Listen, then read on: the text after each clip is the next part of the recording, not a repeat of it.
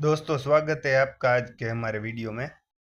आज हमारे पास hero Splendor full pant के लिए आया है। पूरी बाइक को डिसमेंटल करके ही कस्टमर ने हमारे पास भेजा है।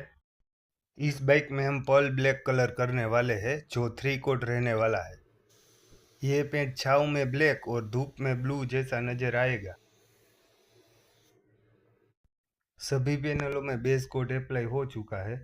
अब देख सकते हो ये ब्लैक नजर आ रहा है। अब हमने सभी पैनलों पे पर्ल अप्लाई कर दी है। ये सूखने के बाद स्टिकर लगेंगे, बाद में इसके ऊपर क्लियर कोट अप्लाई होगा। स्टिकर और क्लियर कोट लगने के बाद आप इसको देख सकते हो।